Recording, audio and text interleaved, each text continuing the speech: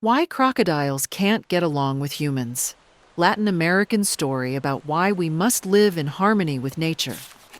In one desert area where no man had ever set foot, a large river flowed. There were many crocodiles in that river. There were more than 100 crocodiles, maybe even more than 1,000. During the day, they rested on the shore, and at night, when the full moon rose, they liked to play in the water. They ate fish and lived very peaceful and happy life. But one day, when everyone was resting, one crocodile suddenly woke up because he thought he heard a noise.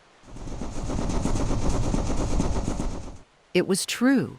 A muffled noise was coming from somewhere far away.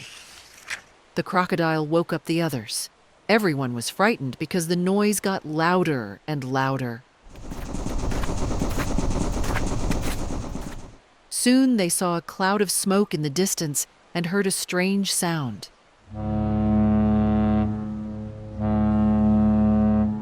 But what was it? One old and wise crocodile, who had only 2 sharp teeth left in his mouth and who had once traveled as far as the sea, said, "I think it's a whale." Hearing this, the little crocodiles shook with fear and raised a wild cry.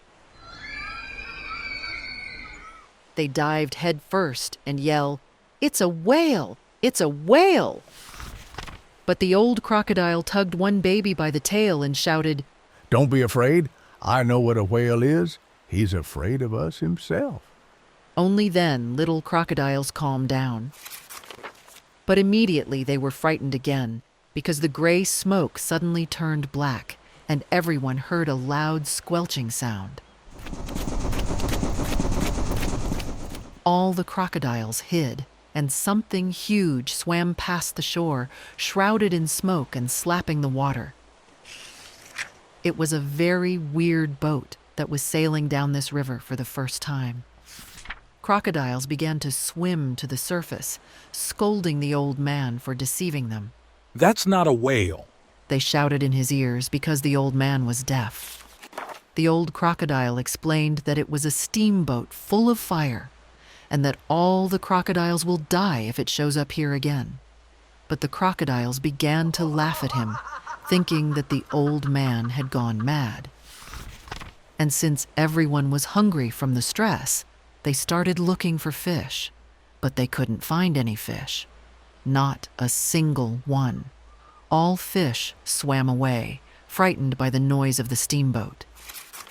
The next day, they again heard a noise on the river, even stronger than yesterday,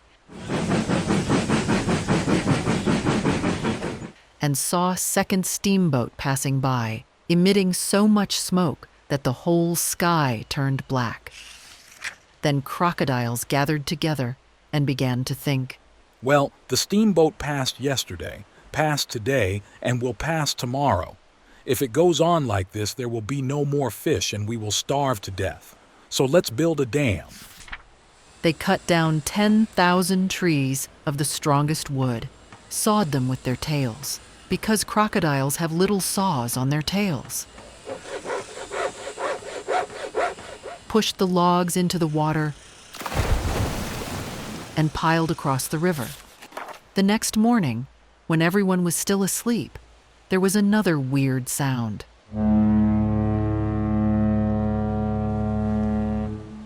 But no one raised their heads or even opened their eyes. "Let it make all the noise it wanted.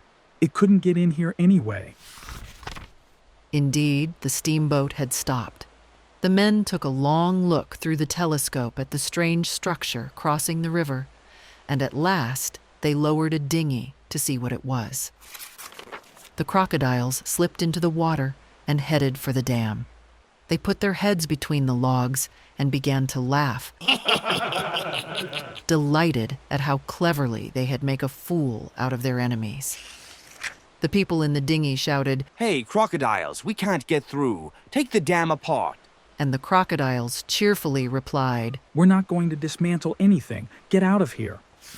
In the dinghy, people conferred, and the chief of them threatened, "Crocodiles, if you don't dismantle the dam by yourself, I'll see you soon." The dinghy returned to the steamboat, and crocodiles began to beat their tails on the water in frenzied happiness.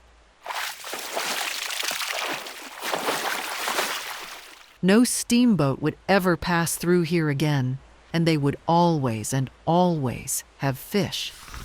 But when people came again the next day, crocodiles were numb with fear. This time, a huge iron ship came to them. A dinghy was lowered from the ship, and an officer shouted, Hey, crocodiles, you don't want to take the dam apart yourself? Then we will use cannons. It turned out to be a warship. The wise old crocodile shouted to his companions, Dive, now! and all crocodiles instantly disappeared under the water. Only their eyes and the tips of their noses remained above the water. At that moment, a large white cloud of smoke separated from the ship. There was a terrible rumbling, and a huge bomb hit the very center of the dam. There was nothing left of the dam. A warship sailed by, and the ship's crew mocked crocodiles. The crocodiles began to cry. Well, now we are all going to die. The fish will not come back here. And then the old crocodile said, Don't lose hope. Let's go to Uncle Catfish's underwater grotto. He has a torpedo left over from the big war. The crocodiles gathered, swam to Uncle Catfish's house, and began to beg him. Hey, friend, we came to ask you for the torpedo. A warship is sailing down our river and scaring the fish. We're all going to starve to death. Please give us your torpedo and we will sink this ship. An ordinary fish probably wouldn't have agreed, but Uncle Catfish was a troublemaker, and he's been wanting to test his torpedo for a long time. So after a little thought, he said, All right, I'll help you. Then he asked, Who knows how to handle a torpedo? Of course no one did. How would the crocodiles know how to do it? To be honest, Uncle Catfish had never done anything like that himself, but he proudly said, Okay, I will blow it up. Get ready to go. The crocodiles tied themselves together with long chain of lianas, and thus, acting in concert, were able to get the torpedo where they needed it to go. Then they began to build a new dam under the guidance of Uncle Catfish. He advised the crocodiles to put the logs almost closely together. This time, they made a great dam. Next morning, the warship appeared again, and the officer on the dinghy started threatening again. Hey, crocodiles, is that the dam again? Now we will destroy the dam, and with it, you.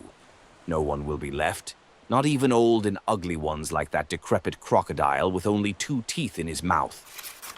The wise old crocodile was a little offended that the officer was mocking him and promised, True, I don't have many teeth left, but you know whom I'll eat with those teeth? That officer. But it turned out that the old crocodile was only distracting the men, while Uncle Catfish set up his torpedo in the center of the dam, ordering 4 brave crocodiles to submerge it in water and keep it there until he gave the signal. And when the warship fired the first salvo at the dam, torpedo's engines started, and Uncle Catfish shouted to the crocodiles who's holding the torpedo, Let it go now. Pronto, pronto. The torpedo flew straight at the ship. The men saw it and screamed in fear, but it was too late. Torpedo hit the center of the huge ship and exploded. The ship blew up and shattered into 15,000 pieces. Of course, it was strange how Uncle Catfish was able to control the torpedo so accurately. He really must not have been an ordinary fish after all. When the crocodiles saw the sinking ship, they began to cheer and rejoice. Among the wreckage in the river swam people, but crocodiles only scoffed, covering their mouths with their paws. They were not going to attack humans. They were civilized crocodiles. Only when that rude and uncouth officer with gold stripes on his uniform swam by, the old crocodile fulfilled his promise. He rushed into water and swallowed the man. Uncle Catfish, who liked the officer's belt and stripes, asked that the trophies be given to him. He really deserved them, so they had to be taken out of the old crocodile's mouth.